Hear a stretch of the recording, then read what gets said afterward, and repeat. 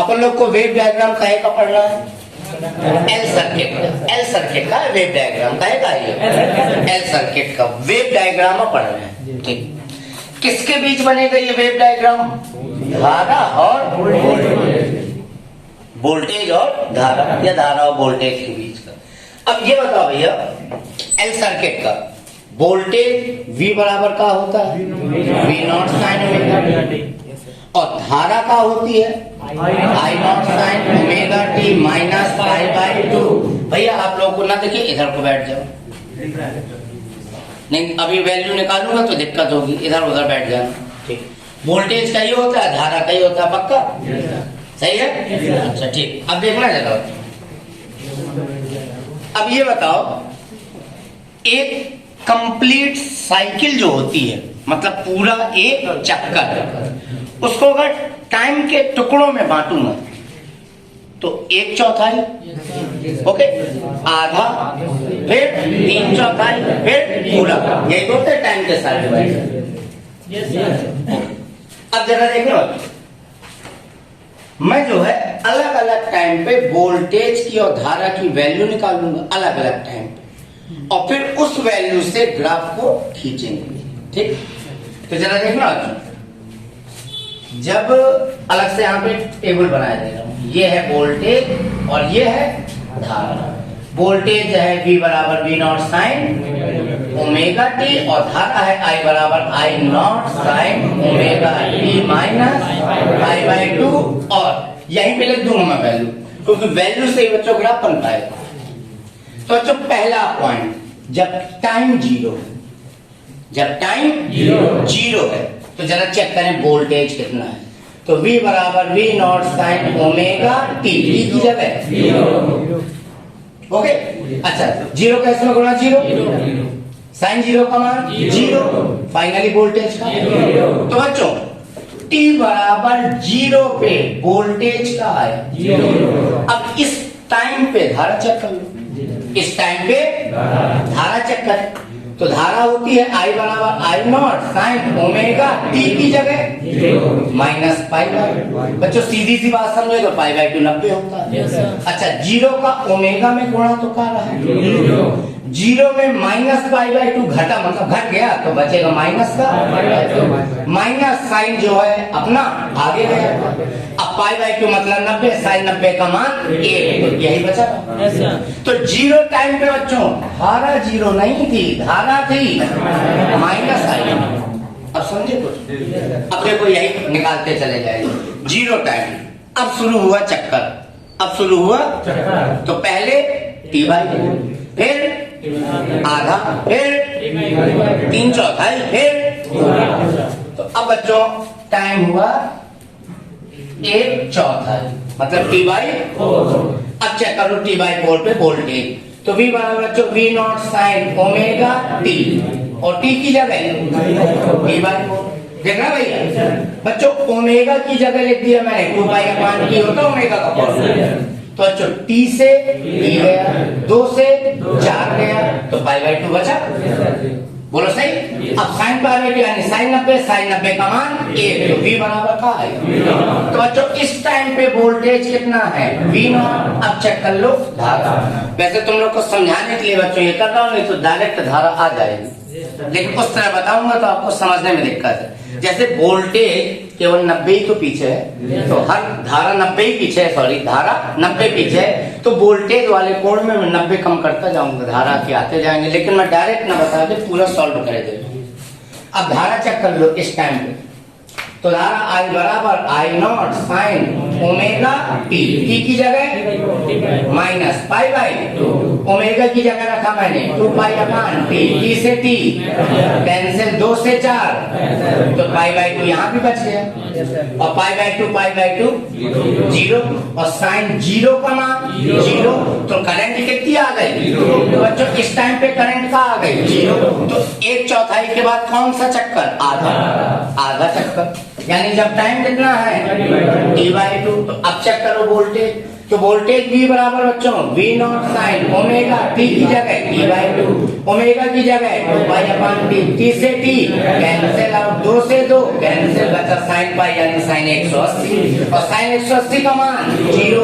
तो इस टाइप पे बच्चों वोल्टेज 0। अब धारा चेक कर लो, तो धारा I बराबर होती है I not sine omega T, T की जगह pi/2 माइनस pi/2, बच्चों ओमेगा की जगह 2 का मान टी से टी कैंसिल, 2 से 2 कैंसिल, बचा पाई यानी 180, pi/2 यानी 90, 180 में 90 क्या तो बचा साइन 90 और साइन 90 का मान होता है 1 कैसे I नॉट ही रहेगा। तो इस टाइम पे धारा कितनी आ रही?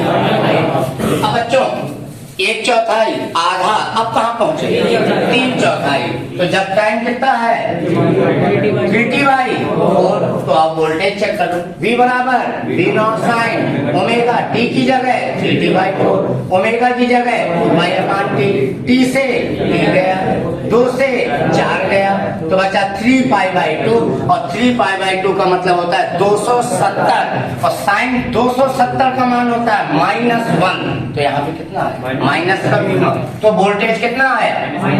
अब इस टाइम पे आओ धारा चेक कर लो, तो धारा I बराबर होती है I not sine omega T की जगह 3t/4 माइनस pi/2 ओमेगा की जगह 2π/t, टी से टी 2 से 4, तो बचा 3π/2 यानी 270 और ये है pi/2 यानी 90, 270 में 90 का 180, तो यहाँ बच गया साइन और साइन 180 का मान 0, 0 का इसमें गुणा तो धारा 0, धारा 0।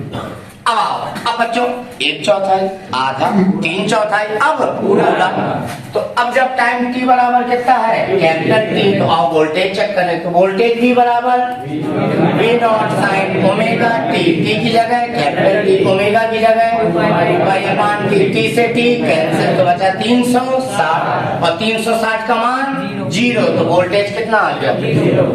इस टाइम पे आओ धारा चेक करें, तो धारा I बराबर I not sine omega T minus pi/2, T की जगह कैपिटल T, ओमेगा की जगह 2π/t, टी से टी, तो 2π यानी 360 माइनस 90, 360 में 90 गए तो बचा 270, साइन 270 का मान -1 का गुणा तो धारा माइनस में आ गई। अब ये सारे मान टाइम के अकॉर्डिंग वोल्टेज के लिखे हैं, धारा के लिखे हैं, इनको देख के हम ग्राफ ड्रॉ करेंगे। ठीक, अब देखना ग्राफ, और यहां से समझिएगा जरा, और कुछ नहीं है सामने वैल्यू है तुम्हारे, बड़े प्यार से ग्राफ बनेगा, देखिएगा ग्राफ बनेगा कैसे। और वोल्टेज को देखो, क्या है वोल्टेज का समीकरण V बराबर V not sine omega T, voltage का समीकरण साइन वाला है तो ग्राफ भी बनेगा साइन वाला, और साइन वाला ग्राफ। अच्छा अब देखना, ये कौन सा टाइम है 0 टाइम, पक्का ये टाइम होगा 1/4, पक्का ये टाइम होगा आधा, पक्का ये टाइम होगा 3/4 और ये टाइम हो गया। अब आओ इनमें वोल्टेज चेक कर बच्चों, 0 टाइम पे देखो, आप ध्यान से टेबल 0 टाइम पे वोल्टेज बताओ, यानी वोल्टेज यहीं से शुरू होगा। अच्छा इस टाइम पे वोल्टेज बताओ, वोल्टेज V नॉट है, तो यहाँ पे देखो वोल्टेज का ये मैक्सिमम मान तो है, ग्राफ ऊपर है। बच्चों आधे टाइम पे वोल्टेज बताओ 0, और देखो ग्राफ नीचे आ गए, मतलब वोल्टेज यहाँ पे 0। बच्चों देखो इस वाले टाइम पे ग्राफ नीचे है, यानी वोल्टेज होना चाहिए माइनस में, और देखो इस टाइम पे वोल्टेज का है ना माइनस में। ओके, इस टाइम पे वोल्टेज 0 हो जाना चाहिए, तो इस टाइम पे वोल्टेज क्या है 0। अब ध्यान से धारा समझना, इसी ग्राफ में धारा समझना, कुछ नहीं बच्चों, बिल्कुल आराम से टाइम देखते हुए धारा को देखते जाना। ये नहीं समझ पाए, टाइम देखते हुए धारा को। अब आओ 0 टाइम पे, अब धारा क्या है देखते हो, पॉइंट 0 टाइम पे करंट बताओ कितनी, -I नॉट। अच्छा 0 टाइम पे वोल्टेज तो 0 था, लेकिन धारा -I नॉट। बच्चों 0 टाइम पे वोल्टेज 0 था, तो वोल्टेज का ग्राफ 0 से ही उठा, लेकिन जीरो टाइम पे धारा जीरो नहीं है, धारा का ग्राफ यहां से ना उठे। तुमने अगर यहीं से ग्राफ उठाया, इसका मतलब जीरो टाइम पे धारा भी तुम जीरो कह रहे हो, लेकिन धारा काहे में है? माइनस में है। अच्छा, ये बच्चों पॉजिटिव डायरेक्शन, ये कौन सी? Negative direction. यानी जीरो टाइम पे धारा नीचे कहीं से शुरू होगी, ग्राफ नीचे कहीं से शुरू होगा। ये लो यहाँ कहीं से शुरू हुआ, तो जीरो टाइम पे धारा जीरो नहीं है, धारा है माइनस आई नॉट। बच्चों मैं पॉइंट बनाए दे रहा हूँ और उन्हीं पॉइंटों को मिलाऊंगा। अब ध्यान से बताना, क्या ये t/4 का टाइम है? t/4 टाइम का पॉइंट है, t/4 टाइम का पॉइंट है।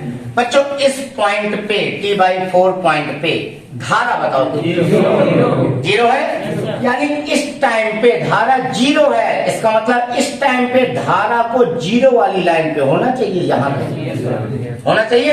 अच्छा अब बताओ t/2 टाइम पे बताओ धारा कितनी? आई नॉट। इस टाइम पे धारा आई नॉट है और वो भी कहे में प्लस में, यानी ग्राफ ऊपर कहीं होगा। तो t/2 टाइम पे धारा को होना चाहिए ऊपर कहीं यहाँ। अच्छा अब 3t/4 टाइम पे बताओ धारा का है जीरो, तो 3t/4 टाइम पे धारा जीरो, यानी कि धारा को यहाँ कहीं होना चाहिए। अच्छा t टाइम पे धारा बताओ माइनस में, यानी कहाँ आ जाएगी? नीचे। तो इस टाइम पे धारा को यहाँ कहीं होना चाहिए। ओके अब देखिए मैं पूरे पॉइंट में ला रहा हूं। तो ये चली धारा ये चल रही धारा के पॉइंट है ना बच्चों, ये चल रही धारा, ये चल रही धारा, ये अरे बेटा यही है, कहीं नहीं है। ये देखो। अच्छा t/4 टाइम पे देखो धारा जीरो। बच्चों t/2 टाइम पे धारा आई नॉट। बच्चों 3t/4 टाइम पे धारा जीरो। बच्चों t टाइम पे धारा माइनस आई नॉट। और एक बहुत विशेष पॉइंट ये कि बच्चों देखो धारा का पीक पॉइंट अधिकतम मान वोल्टेज के अधिकतम मान से कम ही है। ग्राफ बनाने में इस चीज का मैंने ध्यान दिया है कि वोल्टेज से धारा नीचे ही रहेगी हर बार। यहाँ का पॉइंट देख लो, यहाँ का पॉइंट देख लो। ओके ये है बच्चों एल सर्किट में वोल्टेज और धारा के बीच ग्राफ। आपको अगर ये टेबल समझ में आ गई तो ग्राफ समझ में आ गया, पक्का है ना? आ गया। अब बना डालिए, ठीक है भाई।